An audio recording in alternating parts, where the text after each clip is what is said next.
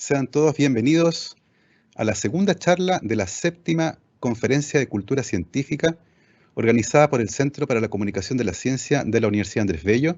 Mi nombre es Gabriel León, soy científico y comunicador de la ciencia, académico adjunto de este centro, y con mucho orgullo presentamos la segunda charla de este ciclo de conferencias que históricamente hemos realizado en Santiago, la capital de Chile, pero que actualmente, dadas las condiciones, hemos decidido transformar en un formato online e invitar a todos quienes quieran participar de este ciclo de charlas para seguirnos a través de distintas plataformas en las que estamos compartiendo este ciclo muy interesante de charlas de distintas temáticas alineadas con respecto a la coyuntura internacional.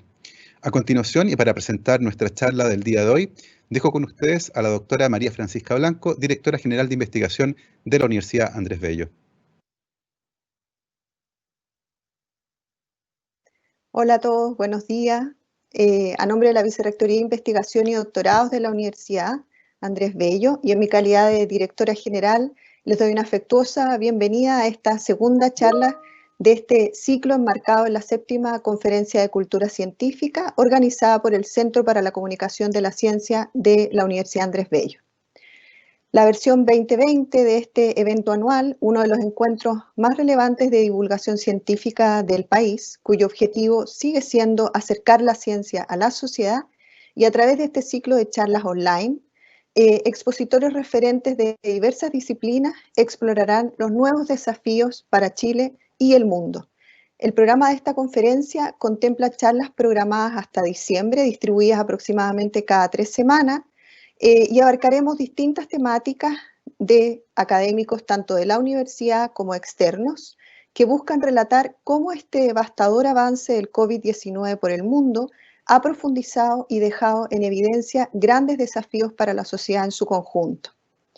Por ejemplo, nuestra relación con el medio ambiente, la conciliación del trabajo y la familia, la educación a distancia y, por supuesto, la importancia de la ciencia para la comprensión y el manejo de eventos como esta pandemia. Agradecemos la presencia de todos ustedes y los invitamos a disfrutar de la segunda charla de este ciclo. A través del chat que tienen ahí al ladito vamos a poder hacer preguntas que luego le haremos a Ricardo, quien nos contestará al final de la charla sus impresiones. Ricardo Aguaguad, decano de la Facultad de Arquitectura, Comunicación, Arte y Diseño de la Universidad Andrés Bello, va a presentar hoy en la séptima Conferencia de Cultura Científica para abordar el tema de espacio urbano post-COVID-19. Arquitecto de la Pontificia Universidad Católica de Chile, máster en gestión urbana del École Nationale des Ponts en París, Ricardo Aguaguad se ha destacado en el desarrollo de planes urbanos y proyectos de arquitectura como el barrio universitario y el Plan Maestro Puerto Valparaíso. A continuación, Ricardo y la charla Después de la pandemia, la ciudad de los 15 minutos, el territorio de 1 hora y media. Gracias, Ricardo. Hola, muy buenos días a todos.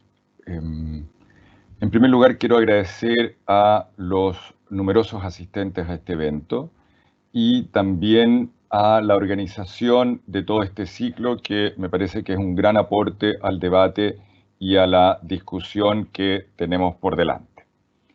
Así es que, dicho eso, voy a compartir la pantalla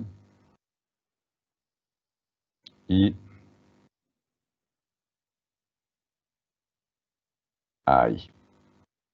Perfecto. Entonces, mi presentación...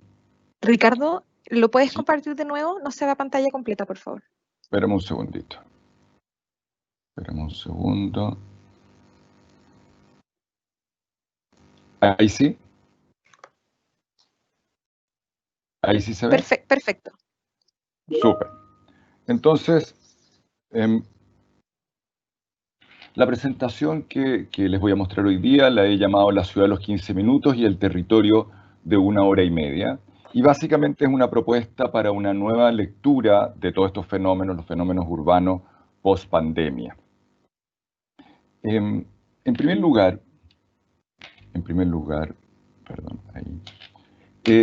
Quisiera comentarles que hay un montón de agradecimientos y fuentes que debo citar. Una buena parte de lo que voy a mostrar acá en realidad le pertenece a ciertos autores, académicos, profesionales e investigadores que están citados en esta lista. Me va a ser difícil mencionarlos uno a uno en cada una de las láminas, pero están aquí indicados, tanto institucionales como individuales. En realidad todas ellas son fuentes públicas y de libre acceso, y he hecho mi mejor esfuerzo por citarlas correctamente en cada una de las imágenes. Solo quiero mencionar aportes de Juan Correa, Ricardo Truffello, Liliana de Simone, Rodrigo Salcedo, Atisba, etc. Dicho esto, Chile se encuentra frente a una crisis sanitaria mayor, cuyas consecuencias son aún muy difíciles de determinar, pero podemos decir desde ya que se anticipan enormes, ¿cierto? Y a pesar de que hay una gran cantidad de cosas que aún desconocemos, que son inevitables y están en curso, en manos básicamente de la ciencia, hay otras que ya hemos aprendido. Nos dimos cuenta, por ejemplo, que el virus, igual que casi todas las adversidades, las grandes calamidades por las que hemos atravesado y que seguramente seguirán ocurriendo, no afecta a todos por igual, ni en Chile ni en ninguna parte del mundo. Como sabemos, todos los primeros casos, aquí tenemos un plano que ilustra la situación de contagios en marzo de este año. Todos los primeros casos se encontraban en eso que nosotros llamamos el cono de riqueza, el cono centro-oriente, una población que probablemente se expuso al virus fuera de Chile, ¿no es cierto? Este plano es muy gráfico con respecto a eso. Y nos muestra esa situación que lamentablemente se transformó a poco andar, cuando pasaban los meses, ¿no es cierto?, hasta la situación de junio, en el plano de la vulnerabilidad. Este es un plano de los riesgos de contagio que muestra que prácticamente se invirtió con respecto a lo que pasaba en un inicio y se transformó en ese arco norponiente-sur donde están las zonas más vulnerables de Santiago. Surgieron entonces preguntas que son muy razonables de poner sobre la mesa. Se trataba de la densidad, es decir, el problema era básicamente la concentración de habitantes por hectárea o por kilómetro cuadrado, como aparece en este plano. Debíamos optar entonces, la estrategia tenía que ser el de reducir la densidad, dispersar la población y extender la ciudad. A mí me parece que la respuesta es bastante clara. En el plano de la densidad que tenemos aquí delante, ¿no es cierto?, que está expresada en realidad en kilómetros cuadrados, resulta evidente que ese factor, la densidad, no explica por sí solo los riesgos de contagio y la concentración de contagio, porque si lo comparamos con la tasa de función acumulada, un plano de Juan Correa que publicó recientemente, ¿no es cierto?, a junio de este año, vemos que no necesariamente las mayores zonas de densidad coinciden con los mayores riesgos de contagio. No es que sean factores que sean completamente independientes, pero no es una relación directa. Entonces, para encontrar el patrón, había que buscar de otra manera. Y esa otra manera iba más bien por el lado de un cierto tipo de densidad, una densidad precaria, mal servida y con bajos estándares, que se muestra más bien en este plano de hacinamiento. Había que poner atención a este otro concepto, que combina la densidad con otras varias capas de factores que son determinantes. Y entonces constatamos, sorprendidos, ¿no es cierto?, por lo menos una buena parte de las autoridades y los policymakers, que las viviendas precarias, demasiado pequeñas, sobrepobladas, ese conjunto de hechos que configura lo que nosotros llamamos hacinamiento, son las que amenazaba con aumentar los riesgos de contagio cuando las exponemos a cuarentenas forzadas. Evidentemente, la cuarentena solo funciona cuando quedarse en la casa es sinónimo de mayor seguridad, no de mayor riesgo de exposición.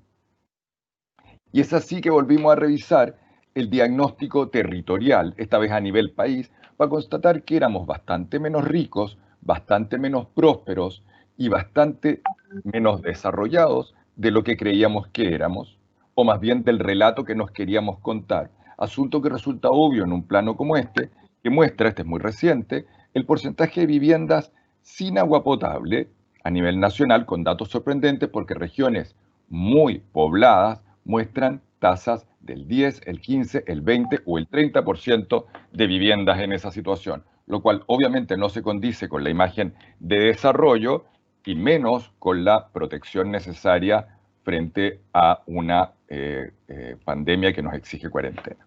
Entonces estábamos hablando de viviendas que carecen de espacios mínimos y que tienen que sacar al exterior y a espacios comunes funciones que son más bien domésticas, como lo que estamos viendo en la imagen, viviendas pobres, insalubres, sin recintos confortables y limpios, sin espacios colectivos seguros por donde caminar, y por último, con densidades o hiperdensidades que son completamente inmanejables. Entonces, si es que dijimos que hay una primera cuestión que tiene que ver con que la cuarentena como medida de seguridad solo funciona cuando la casa en la que vives, cuando la vivienda que habitas es más seguro que estar afuera, y esa situación no se da en todos los contextos, hay una segunda constatación que también hicimos, y es que aun si tu vivienda cumpliera con esas condiciones, que pocas las cumplen, no todos pueden quedarse en la casa porque la cuarentena es privilegio solo de algunos. Entonces, observemos este plano de la Fundación Vivienda desarrollada por Juan Correa que muestra la concentración de las fuentes laborales en el área metropolitana de Santiago. Están, no tengo ni que explicar, ¿no es cierto?, fuertemente concentradas de nuevo en ese eje centro-oriente. Evidentemente esto condiciona que una parte muy importante de nuestra población, la que no puede trabajar remotamente porque sus empleos requieren presencialidad, debe necesariamente moverse lejos de sus hogares, que además están ubicados en una periferia de la que ya hemos hablado, ¿no es cierto?, hacia focos que concentran empleo que están bastante lejos de sus hogares. Eso nos lleva a este doloroso plano que muestra la hora en la que cada sector de Santiago tiene que levantarse en la mañana para llegar a un trabajo que hipotéticamente, por poner una hora común a todos, comenzaría a las 8 de la mañana. Evidentemente, los colores más oscuros representan horas más tempranas, llegando hasta las 5:30. Recordemos que este plano muestra el ingreso a las 8 de la mañana, mientras los que están ubicados sobre el eje de empleos requieren o tienen la posibilidad de dormir diariamente al menos una hora más. Esto está hablando de transporte público. Entonces, la necesidad de desplazarse, ¿no es cierto?, porque hay un problema de empleo y de fuente laboral que explica una parte significativa de la movilidad que hemos visto en la región metropolitana a pesar de la cuarentena, tiene que sumarse además a otro criterio que es el que está mostrando esta imagen. Es decir, hay un patrón de movilidad al trabajo que se superpone al patrón de accesibilidad a bienes y servicios. Este es un plano que ilustra las zonas con mayores y menores servicios, niveles de servicios dentro de Santiago. No tengo ni que explicar, por supuesto, que los verdes son los que tienen mayor nivel y que los naranjos y los rojos son los que menos. Lo que podemos decir aquí entonces es que el patrón desigual de la distribución de fuentes de empleo tiene eco también en el patrón de disponibilidad de bienes y servicios. Así, cuando se trata de acceder a servicios, los que a su vez se encuentran distribuidos en este mapa desigual, una buena parte de la población capitalina tiene que desplazarse largas distancias para llegar a ello.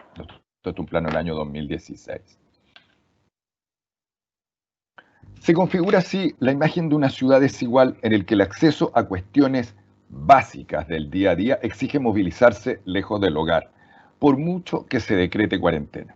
En esta gráfica, por ejemplo, del año 2016, está ilustrada la cantidad de farmacias por cada 10.000 habitantes, que reproduce más o menos el mismo patrón. Mientras más rojo, por supuesto, mayor cantidad de farmacias por esa cifra de habitantes. Con lo cual imaginamos la situación de toda esta cantidad de gente que vive en esta periferia, de la cual ya hemos hablado y hemos dicho que es vulnerable, ¿no es cierto?, que se encuentra en condiciones que no aseguran que una cuarentena efectivamente cumpla su objetivo y que además debe moverse a lo largo de la ciudad. Y esa misma distribución que vimos en la lámina pasada con respecto a las farmacias se repite prácticamente en cualquier otro sector de servicios que podamos analizar.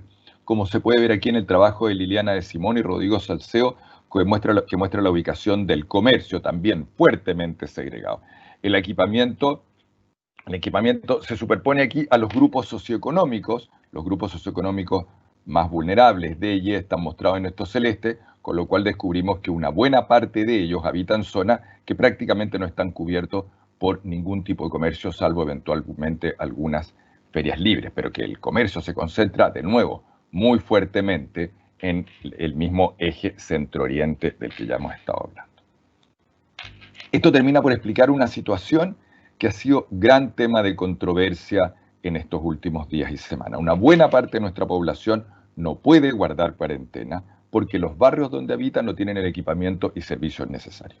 El plano de esta lámina muestra indicadores de equipamiento desarrollados por un estudio de la Cámara Chilena de Construcción, y en él resulta más que obvio que no da lo mismo donde vivir en Santiago, ¿no es cierto? Aquí los indicadores, las zonas con menor nivel de equipamiento en rojo, las con mayor nivel de equipamiento en azul, ¿no es cierto? Las zonas con mayor índice de contagio que vimos en las láminas anteriores, además de hacinadas y vulnerables, no cuentan con ellas, dentro de ellas, con lo que se necesita para vivir, obligando a su población a desplazarse diariamente largas distancias. Pero eso no es todo. También hay que analizar que muchos de estos sectores, que ya dijimos que son hacinados y mal equipados, ¿no es cierto? Es decir, que quedándose en sus casas se ponen a mayores riesgos de contagio y al mismo tiempo eso de quedarse en su casa no está garantizado, cuando deben desplazarse para encontrar lo que buscan en sectores que están lejanos de la ciudad, tienen baja accesibilidad al transporte público, que es lo que está mostrando esta misma imagen. Obviamente, los sectores con más accesibilidad son rojos y naranjos, y los menos accesibles son los azules, que aquí están superpuestos con las áreas de concentración de viviendas que tiene la Fundación Vivienda. Entendemos que esa cantidad de gente que tiene todas estas características que ya hemos visto, cuando quiere moverse, además se encuentra lejos y poco accesible del transporte público. ¿Qué es lo que estoy intentando decir entonces?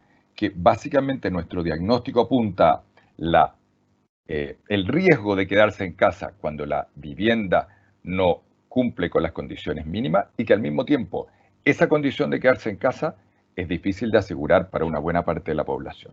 ¿Cómo salimos de eso entonces? La propuesta que estoy intentando sugerir es una redistribución indispensable del mapa de oportunidades. Por supuesto, lo primero que hay que decir es que hay un tratamiento de clubes que también supone la generación de soluciones habitacionales de calidad, y esa tarea es absolutamente prioritaria. No hay ni duda con respecto a esta tarea fundamental. Pero la presentación apunta a que hay otra necesidad también urgente, indispensable, que es la de volver a trazar el mapa de oportunidades de nuestras ciudades, permitiendo a la población vivir en zonas mejor equipadas, conectadas, con más y más cercanas oportunidades de empleo. Es decir, si hay una operación con respecto a la vivienda, también hay una operación de escala mayor con respecto a las condiciones del barrio donde esa vivienda se encuentra. En el último tiempo ha surgido, especialmente en París, Francia, el concepto de la ciudad de los 15 minutos, que es un concepto muy atractivo y que ha sido largamente difundido en los medios especializados, ¿no es cierto? Y se entiende como una manera de concebir barrios de forma de permitir una vida urbana de proximidad. Viene de una propuesta del urbanista Carlos Moreno, acogido por la alcaldesa de París, que entre paréntesis acaba de ser reelecta, y consiste en, cito textual, operar una transformación muy profunda del espacio urbano, todavía altamente monofuncional, con la ciudad central y sus diversas especializaciones hacia una ciudad policéntrica para ofrecer esta calidad de vida en distancias cortas para acceder más fácilmente a las 6 funciones sociales urbanas esenciales que son habitar, trabajar, aprovisionarse, cuidarse, aprender y descansar. Es más o menos lo que muestra esta imagen, la voluntad del objetivo de que a partir de la vivienda, en un radio de 15 minutos, todas esas funciones urbanas existan y sean accesibles. Hay que reconocer, sin embargo, que este objetivo se propone inicialmente para la ciudad de París, la capital francesa, una ciudad que, al menos en su área central, que es lo que estoy mostrando en esta imagen, es notablemente mixta en uso, con zonas de vivienda que están marcadas en rosado, de empleo en azul y propiamente mixtas en amarillo, mucho más homogéneas, mucho más equilibradamente distribuidas que lo que he indicado en el caso de nuestra ciudad capital, ¿no es cierto? Esto ocurre a la escala de la ciudad en su conjunto, pero también a la escala de barrio, y por eso es que les quiero mostrar la situación de un barrio en particular, que es un barrio de ingresos medios, que si así como esto se distribuye de una manera homogénea, que no es el caso nuestro, en la escala de la ciudad, también ocurre en esta escala menor. Aquí vemos ese mismo polígono en detalle, con una distribución, a su vez, de la red de comercio, graficada acá con los puntos amarillos, rojos y verdes, mucho más regular y homogéneo. Esto para decir que evidentemente el concepto nace en un contexto que no es el nuestro, ¿cierto? Lo cual, en el caso de ellos, termina por determinar un tejido mixto y multifuncional, incluso antes de comenzar a aplicar la política a los 15 minutos, muy diferente al diagnóstico santiaguino que acabamos de hacer y que da imágenes urbanas más o menos como las de esta foto. Mientras que las nuestras, o una buena parte de las nuestras, se ve más bien así, y no hay más que mirar esto para entender la diferencia a la que estamos hablando. Pero la pregunta clave aquí que hay que hacerse, y por eso esta presentación es, ¿se trata entonces de la ciudad de 15 minutos de una utopía inalcanzable para nuestras urbes, para nuestros barrios? Y ahí es donde quiero llevarlos a una imagen como esta. En realidad esta pregunta que acabo de hacer es solo parcialmente cierta, dado que una parte de nuestras ciudades y de nuestros barrios, en una parte de ellas ya es posible verificar la lógica de los 15 minutos, hace mucho tiempo. Pongamos atención a esta clasificación de un estudio que hace la Cámara Chilena de la Construcción, que se llama Reconocimiento del Entorno Urbano, en que muestra los barrios críticos de Santiago, que están identificados acá con el color rojo, y que concentran el 18% de la población de la capital y el 9% de su superficie, comparados, contrapuestos con lo que este estudio llama barrios destacables, en azul, con el 22% de la población y el 21% de su superficie. Estos últimos, los azules, están ya o están muy próximos al estándar de los 15 minutos, sin necesidad de hacer gran cosa.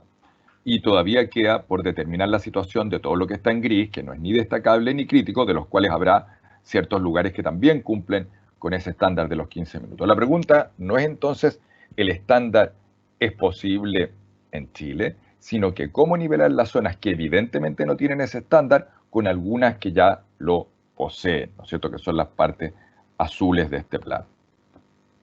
Pongamos un ejemplo suficientemente cercano pero contrastado de este mismo estudio, que es el que estoy mostrando en ese perímetro, que es la comuna de Puente Alto, ¿no es cierto? Ahí, en esa comuna, ambos tipos de ciudad, la destacable o azul y la crítica o roja, conviven en el mismo espacio comunal, a muy poca distancia unas de otras. Entonces tenemos dos entornos, dos calidades de vida, la crítica a la izquierda y la destacable a la derecha, muy próximos unos de otros, a pocos minutos de viaje, evidenciando un estándar parecido o muy cercano al de los 15 minutos y otra de ellas evidentemente muy lejana. Entonces, se trata aquí de un problema de equidad, me parece a mí, de una convivencia impúdica de dos estándares de vida urbana casi adyacentes, pero radicalmente distintos, hablando de experiencias de ciudad que son prácticamente incomparables. Entonces, si reconocimos ya, eso es lo que he intentado argumentar, una primera tarea que tiene que ver con la calidad de la vivienda, en el entendido que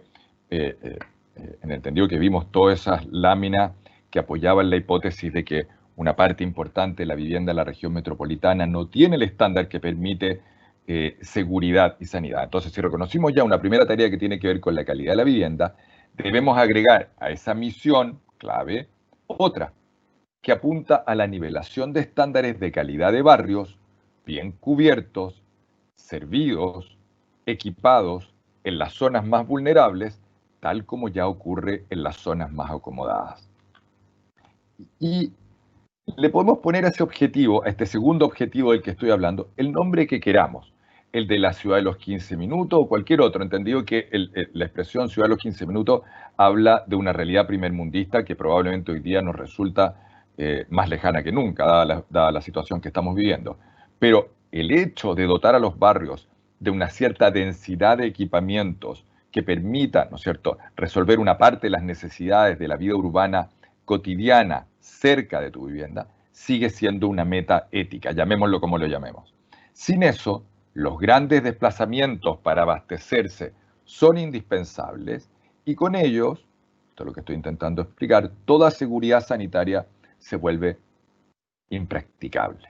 ¿Cierto? Así todo, aun si lográramos esa densidad de equipamiento y comercio en los barrios a la que aspiramos porque nos parece una meta ética, hay que reconocer que, avanzando incluso mucho en esa dirección, esto nunca alcanzará una equidad completa que no existe en ninguna ciudad del mundo. Podríamos hacer, no tengo el tiempo para hacerlo, pero podríamos hacer un análisis de la densidad de equipamiento en distintas ciudades del mundo, incluso las primermundistas, europeas o norteamericanas, y nos daríamos cuenta que, a pesar de que son mucho más homogéneas que las nuestras, todavía no es completamente equitativa. Aunque tenemos que reconocer que Santiago es una ciudad extrema, y las latinoamericanas en general, extrema en esa segregación del acceso a bienes y servicios. Pero no existe el equilibrio como tal en ninguna ciudad del mundo. Y ahí es donde interviene una lógica complementaria a la ciudad de los 15 minutos, esta vez de escala metropolitana y territorial, que redistribuye estas oportunidades a lo largo de una red en vez de hiperconcentrarla en torno a una sola ciudad. Esta segunda lógica complementaria, ¿no es cierto?, que ya no habla de la situación barrial cercana, sino de más bien una territorial, debe ser entendida y para eso es importante observar los patrones de poblamiento del territorio en otros países. Aquí podemos observar los de Colombia, allá arriba, Italia, España y Alemania. A través de estos gráficos que deforman el mapa del territorio para reflejar concentraciones de población, ¿no es cierto? Entonces, mientras más abultado vemos una zona del mapa, más concentrada la población en ellos. Si bien en todos ellos existen concentraciones en torno a ciudades principales, se evidencian varios centros distribuidos de una forma relativamente equitativa. Por eso puse 3 europeos, ¿no es cierto?, pero uno latinoamericano, cercano a nosotros y no tan diferente. Cada uno de estos países tiene 2, 3, 4 o más ciudades que concentran población repartidas en un territorio. Sin embargo, cuando revisamos el caso de Chile, notamos que el patrón es radicalmente diferente. Aquí un enorme porcentaje de la población, superior al 40%, en realidad casi 45% de la población, se concentra en una sola urbe, Santiago, dejando casi despoblado una buena parte de su territorio.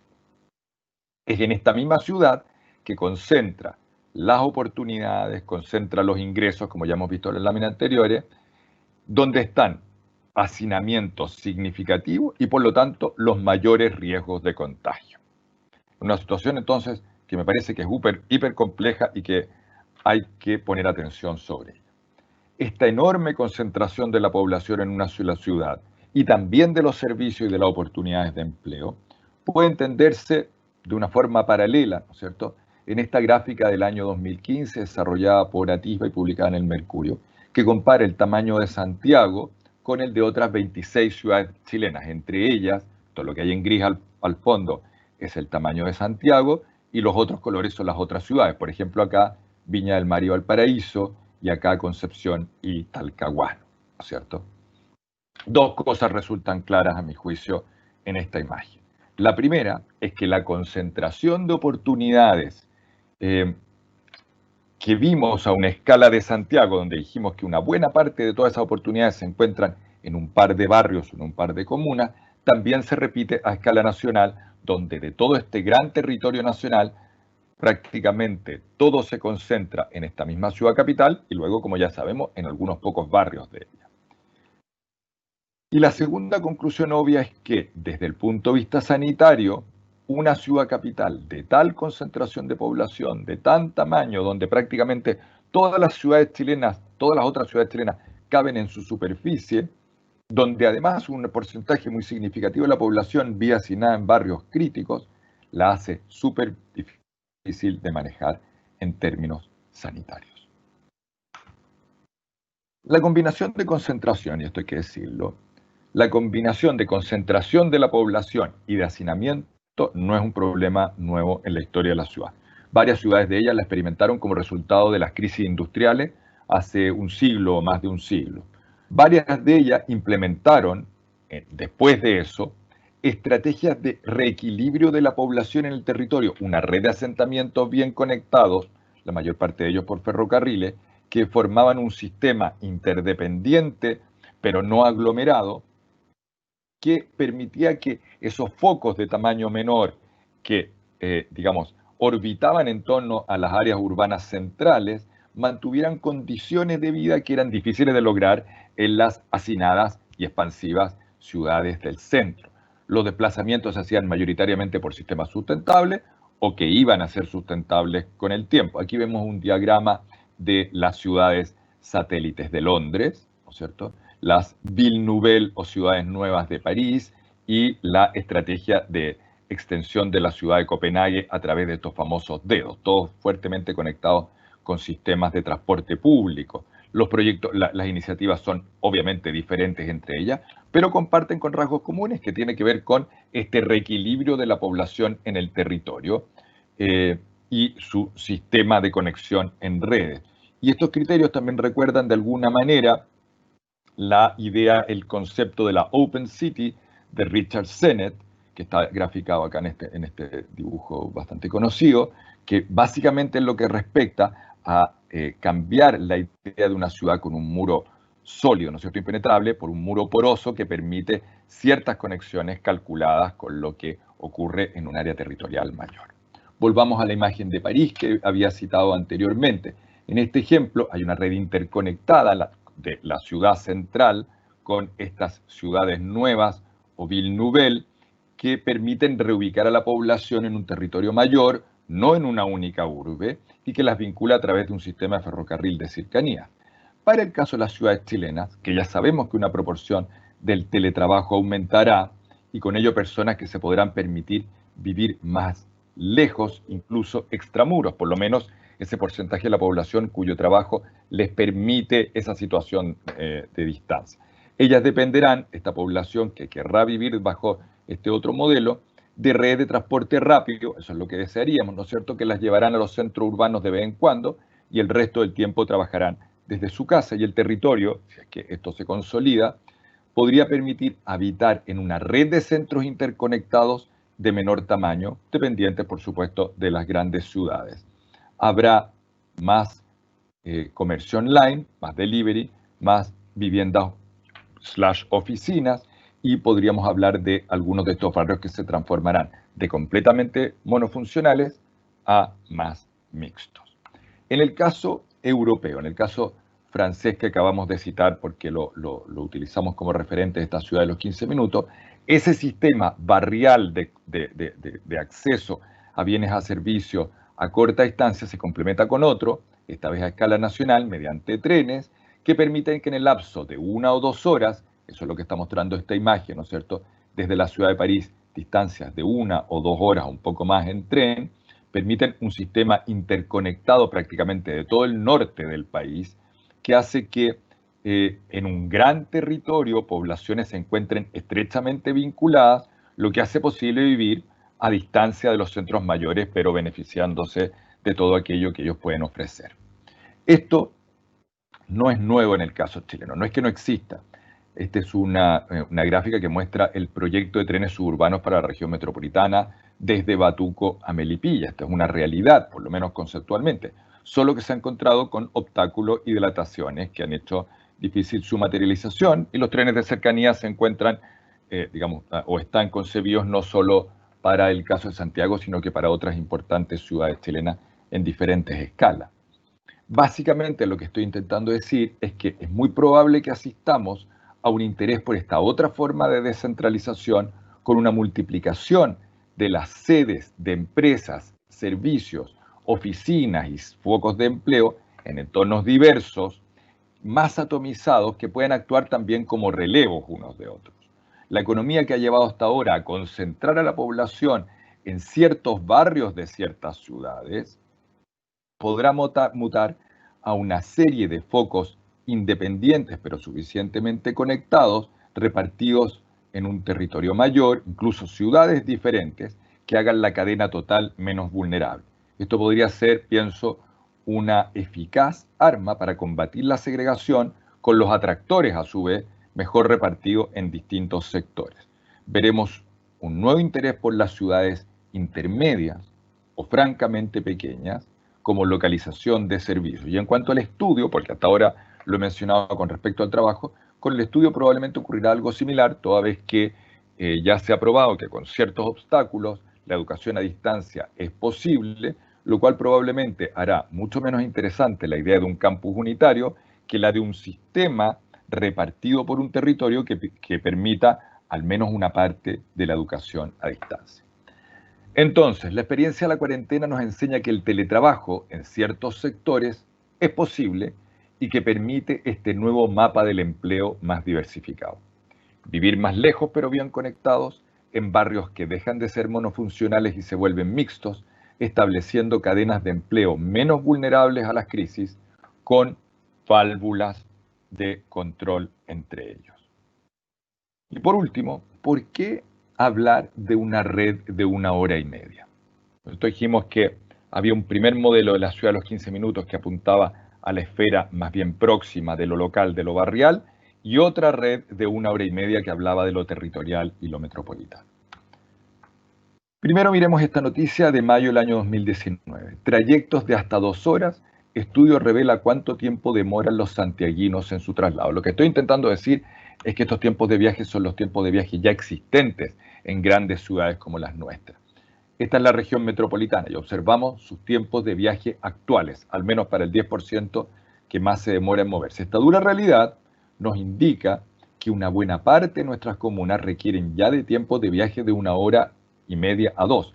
Miramos Providencia, que es de las más beneficiadas porque está justamente en ese eje del empleo que ya mostramos, pero en el otro extremo tenemos las comunas de la periferia, La Pintana, Los Espejos, que se demoran 2 horas o que una parte de su población ya demora 2 horas. Estamos hablando acá del acceso al transporte público. Mientras que una parte significativa de la población que vive en la región metropolitana ya se está demorando 1 hora y media, salvo que lo está haciendo en desplazamientos internos dentro de la ciudad hacia las comunas que concentran empleo con un sistema de transporte público del cual además tienen un acceso difícil, como ya demostramos.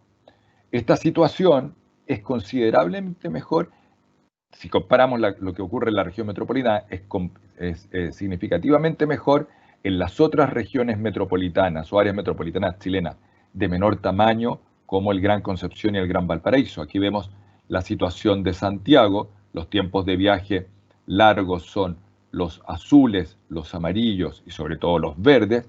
Y vemos que para el caso del Gran Valparaíso la situación es considerablemente mejor, obviamente porque es más pequeño, y también lo es para el Gran Concepción. Pero a su vez, si es que solamente observamos las ciudades intermedias, vemos que la situación es radicalmente mejor. Estamos haciendo una relación, por supuesto, entre tiempos de viaje y tamaño de la aglomeración urbana, lo cual es más o menos obvio, ¿no es cierto? Pero nos ayuda a imaginar que también tiene que ver con el tamaño de la ciudad capital. Pero además esta es una cuestión ética, porque como era esperable, los tiempos de viaje también evidencian una inequidad súper acentuada, dado que son los obreros, aquí estamos mostrando la situación para el Gran Santiago, el Gran Valparaíso, el Gran Concepción y las ciudades intermedias, en este trabajo de Herrera y Rasmilit, son los obreros, los que están pintados acá en rosado, los que experimentan los mayores tiempos de viaje, sobre todo los obreros vinculados al mundo de la construcción, porque evidentemente son los que tienen que cruzar diariamente la ciudad de un lado para otro, lo cual también ocurre con este color violeta que habla de la situación del personal doméstico, ¿no?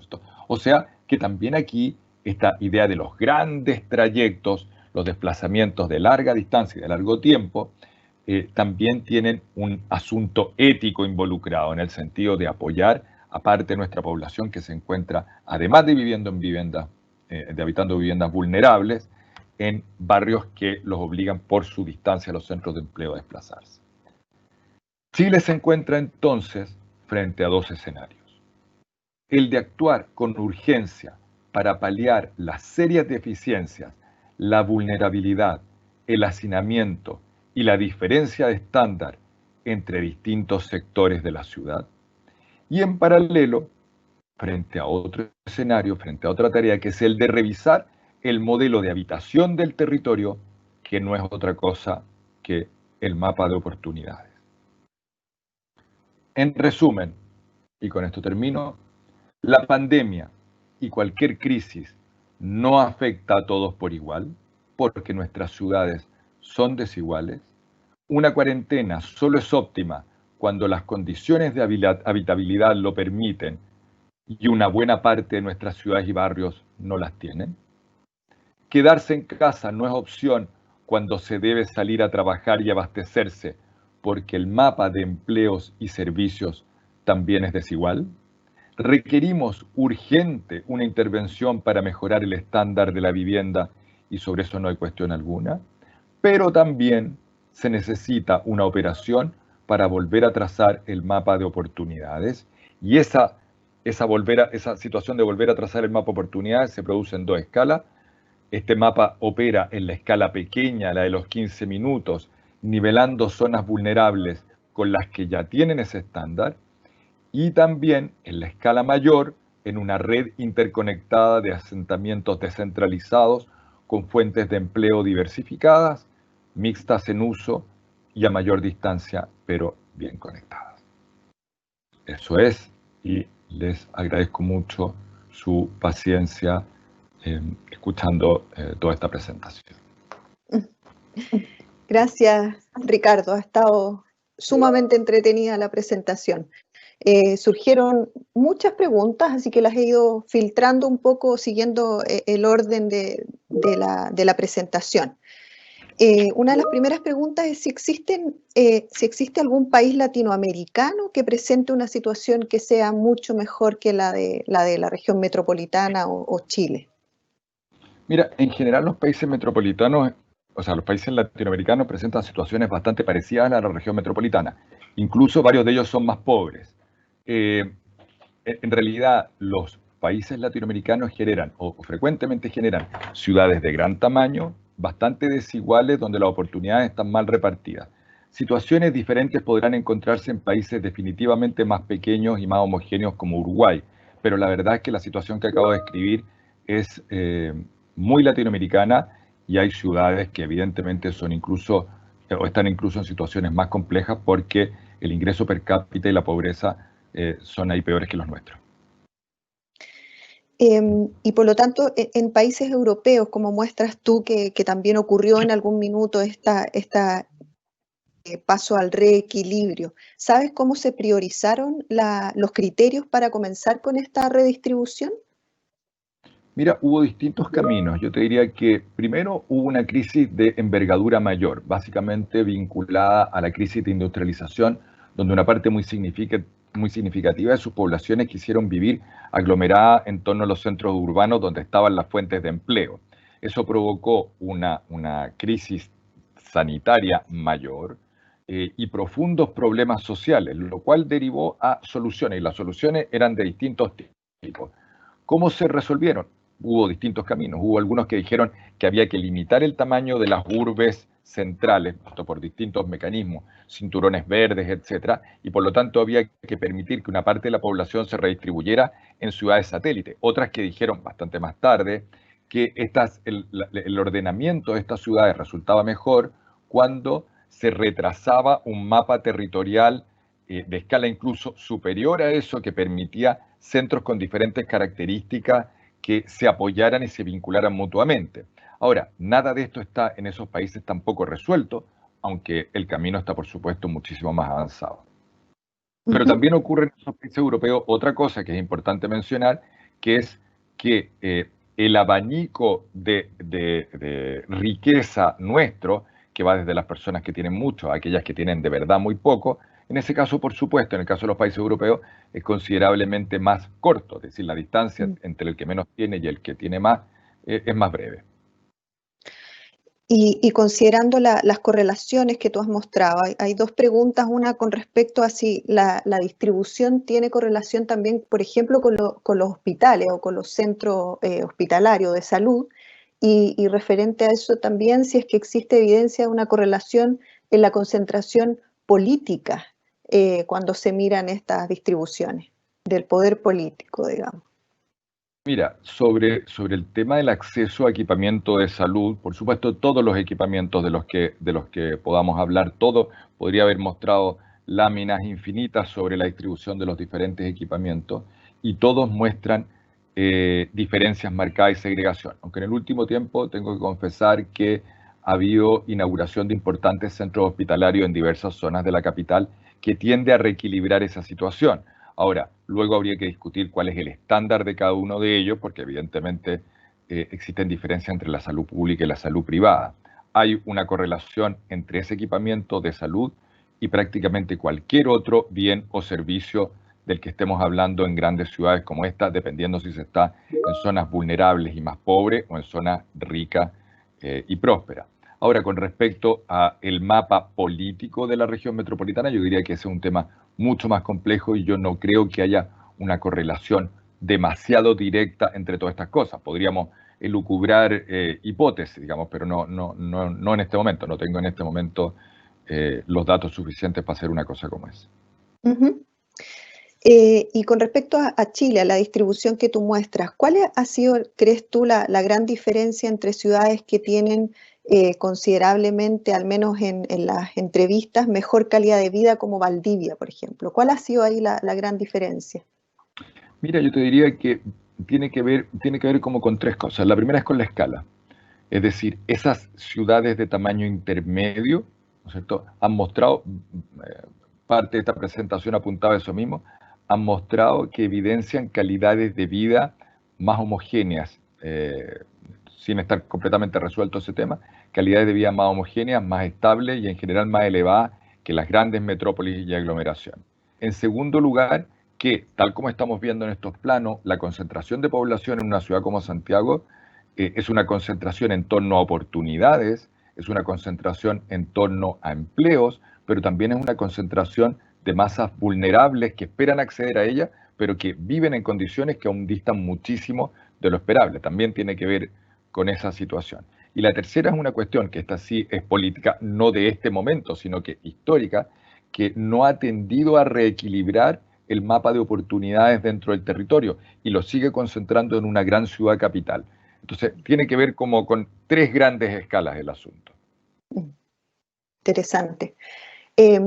Con respecto al COVID, hay una pregunta que dice, ¿por qué en países altamente densos como China, Japón o Corea han podido detener la expansión del COVID? ¿Se debe a su disciplina cultural, al régimen político, a la calidad de vida o crees tú que son datos manipulados? Mira, es una mezcla de todas estas cosas. He estado leyendo muchísimo sobre ese tema. Por supuesto que no está todo dicho, yo creo que queda mucho por aprender aún. Pero es una combinación entre una cierta disciplina, es una combinación entre las oportunidades reales de poder quedarse en casa, cuestión que traté en esta presentación, con cuestiones mucho más sutiles que tienen que ver con la preparación de ciertos centros hospitalarios para reaccionar a la crisis.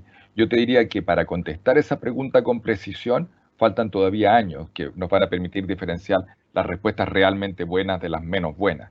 Y yo creo que aquí no hay que conformarse con ninguna solución simplista de las que han abundado, digamos, no solamente en Chile, sino que en todas partes del mundo, en el sentido de que si se hubiera hecho una u otra cosa en tal o cual momento, entonces la situación habría sido diferente.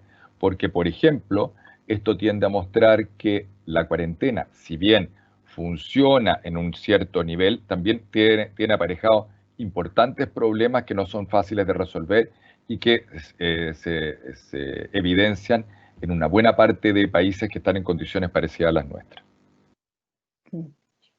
Y por último, Ricardo, y juntando varias preguntas que tienen que ver con el gobierno, las iniciativas del gobierno, ¿tú conoces que el gobierno esté utilizando la información así como tú la muestras como para generar políticas o iniciativas considerando este tipo de datos?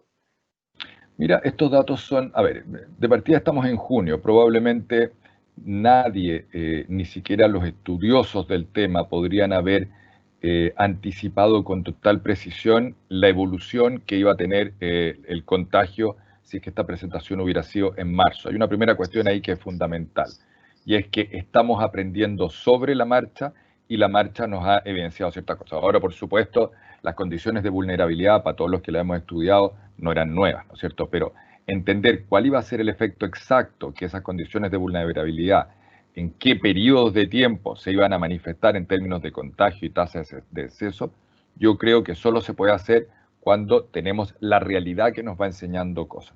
Ahora, si el gobierno está utilizándolas o no, todos estos datos son de libre acceso, publicados, suficientemente difundidos, por lo tanto, estoy seguro que los tienen a la vista y los analizan.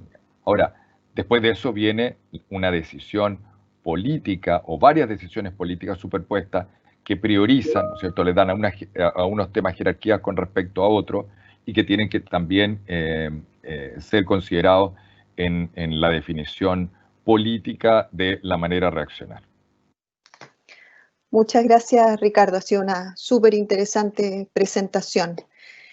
Con esto damos término a tu presentación. Te agradecemos muchísimo que hayas estado el día de hoy en este frío día y dejamos invitados a todos los participantes a la tercera charla titulada La conciliación del trabajo y la familia en tiempos de confinamiento, un desafío para las mujeres, que dictará la doctora Carla Fardela de la Facultad de Educación y Ciencias Sociales de la Universidad Andrés Bello. Será el 1 de julio, el 16 de julio, perdón, y por primera vez vamos a cambiar a las 6 de la tarde, a las 18 horas. Así que los dejamos invitados y te agradecemos mucho, Ricardo, tu presentación de hoy. Yo les quiero agradecer a los asistentes y de nuevo a la organización del evento que nos ha apoyado muchísimo. Gracias. Gracias a ustedes.